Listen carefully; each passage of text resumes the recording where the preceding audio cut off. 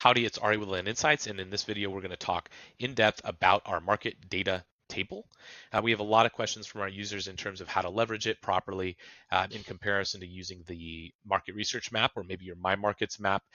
There's benefits in using both in tandem and not siloing yourself to either the map alone or the table alone. So just keep that in mind. We didn't always have this map, right? And our earlier users will remember that we only had a table. We didn't have any visualization to that data. So now that we've got something to actually look at, a lot of our if you're a visual learner like me, a lot of our users are going to find that this is extremely intuitive to look at. The caveat here, though, is that sometimes we feel like this table kind of blends into the background, and that we don't use it as much as we use the map. Now, the vice versa also might be the case, but again, I'm going to show you why using these in tandem is very important. So if we go ahead and look at our map, we can start trying to figure out where we want to start our market research. Once we find a place that we want to market to or want to start investigating in terms of marketing, we'll actually double down into that state. Now, this isn't necessarily a rule of thumb. It's our recommendation in order to make sure that you're looking at states and markets that have some consistency to them. If I'm comparing Michigan to Texas, I'm going to find a lot of inconsistencies, but that they may fly under the radar if I'm not considering them, right? Sell-through rate 50% or higher at 6 months might look completely different in Texas. Maybe no counties show up, whereas in Michigan, all of them show up. So you just want to keep that in mind as you do your market research. Now that I'm looking at Michigan, this is fantastic. If I have my tooltips available and I wanted to just do some quick glancing, I can make this full screen and can hop right into looking at these counties, doing my analysis if I see fit. Now, in this particular example, I'm going to always make sure I have the data set, the data points that I like to see when I'm doing this kind of broad analysis. But the nice thing is here, I'm able to quickly glance at what I want to look at or what I qualify as quote unquote good, so long as I have my acreage range selected and my heat map selected. So I'm going to go ahead and do that now. I'm going to go ahead and select maybe 5 to 10,000 acres. I know Michigan sometimes has large properties. And then I'm also going to go ahead and target sell-through rate. I want to see where things are moving the fastest. Seems to be the northern side of the state. So I'm just going to start here in Ionia County. Looking here, pending sell-through rates decent. The 3-month and the 6-month is holding strong, and the days on market's pretty strong as well. So I'm going to actually take a look at this county in particular. Now, I do want to look for other counties as well. So before I just double down, what do I do? Well, I want to start filtering out other counties that they act as noise here, things that just don't hold up to my standard. And this is one of the largest issues that people have is they don't have standards for what good looks like when they're doing market research. So keep this in mind. Now, in order to double down on the good in this state, I'm going to want to start looking for counties that I can qualify as good. Well, to do that, I have to have those standards in place. So I do encourage you to spend some time coming up with standards, parameters, guidelines, just filters that ultimately help you distinguish a good market from a bad one. I'm not going to focus on zip codes just yet. In this video, we're going to talk namely about counties and how to use the table for that purpose. When we're here in the county view, you'll come down to the table and you can actually start using this to either filter or sort as you'd like. Sorting will help you determine what the entire state looks like or the entire county looks like if you're looking at zip codes. And in this case, if I just sort for 6-month sell-through rate, you'll start to see there are actually outliers and counties that are just not performing. We want to get rid of that. So that's where filters come into play. Now, there's a couple of things to understand about filters is, one is you'll want a filter that is pertinent to a very important data point for you, right? Everybody has different data points that they feel passionate about. Some people feel passionate about having at least a minimum on active properties. That might mean adding a minimum. You'll see that actively changes what we look at.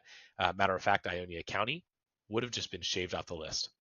So this is an easy way to start disqualifying counties that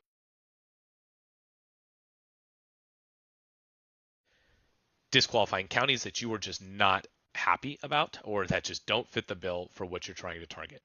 Now, there are some rules of thumb that I do like to mention when it comes to filters.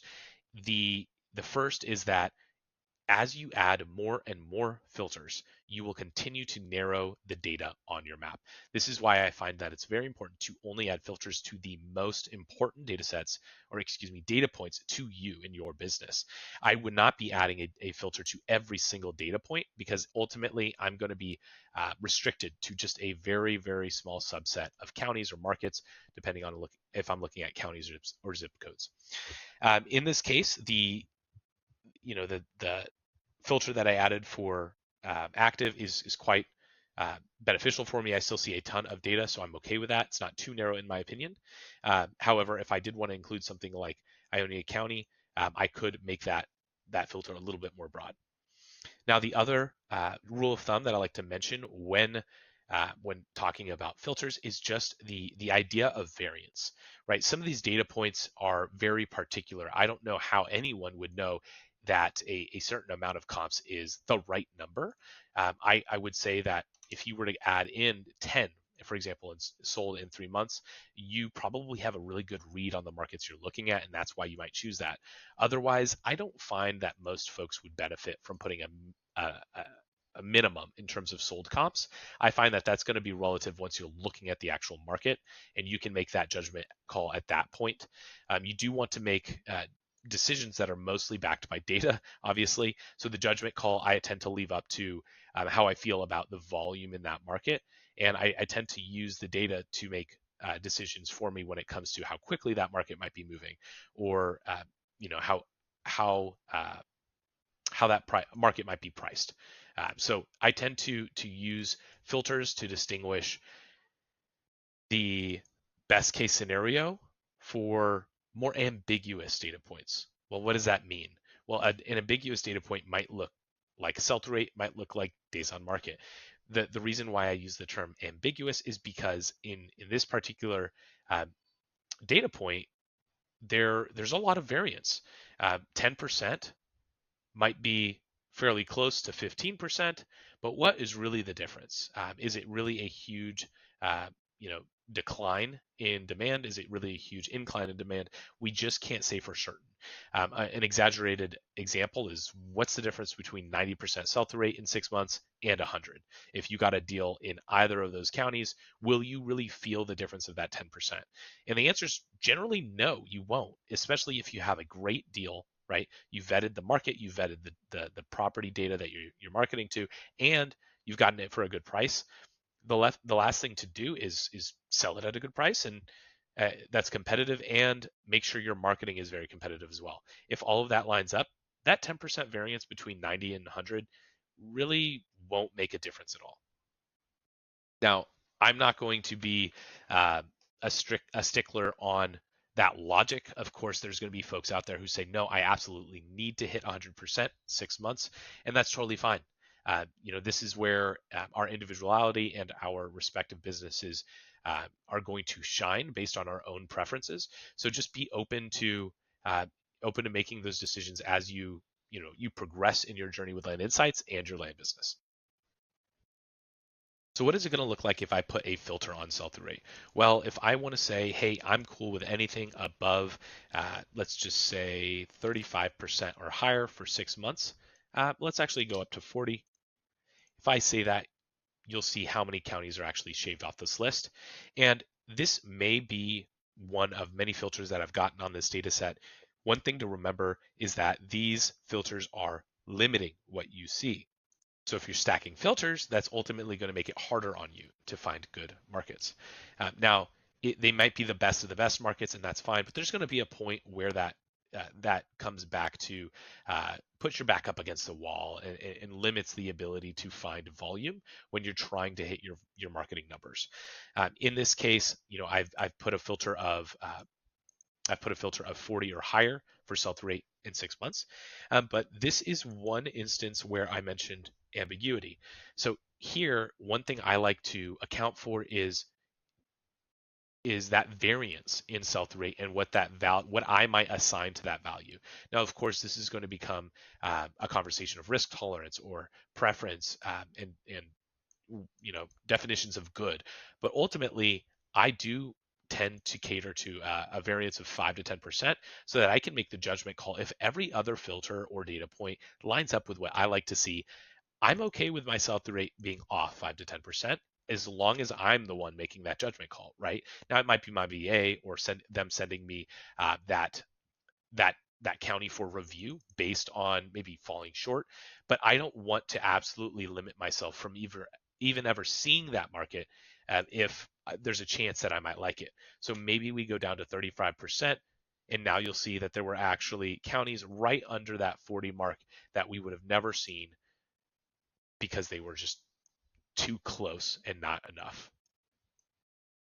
So those are some ways that I would leverage the market data table. In this particular example, we can still see a ton of markets. So just keep in mind, these filters are meant to help you and guide you into finding markets that are performing well. They're not meant to limit your view. So it's just some other useful information to know here is sorting will always be very helpful because it'll help you distinguish where you should be putting your filters. You can come in here and see that certain data points will fall off after a certain percentage. Maybe that's what you use to create a filter. That's a good way to get started. Now, in terms of the actual columns, you can reorganize these just by dragging and dropping into different areas. You'll notice that there's two unique columns in here that are not in the tooltip currently. Those are out of county and out of state owners. These may help you make your decision, but ultimately, so long as you're targeting good markets with good data, this does become something that will limit the data in that county. So you maybe prioritize by this, but I would not disqualify markets just because they might not have a lot of out of county or out of state owners. And then additionally, one other thing that you can do with the market data table is continue to add other data points using your tooltip. You may have noticed all of the columns will reflect what you've chosen in your tooltip, so you could strategically use that tooltip preference to put in data points that you might want to see on a countywide level. Just know that the same logic will apply that we talked about in our market research, right? If we're looking at 5 to 10,000 acres, the median is not going to be that useful. Neither is the Gini or the price per acre. We have that on the table. It's the same concept. Don't get hung up on that data if we're looking at too large of a data set because it just will not give us the information we want. If you have any other questions on the tooltip or the market data table, please feel free to reach out to us at hello@landinsights.co, or you can always reach out to us on the bottom right of the platform.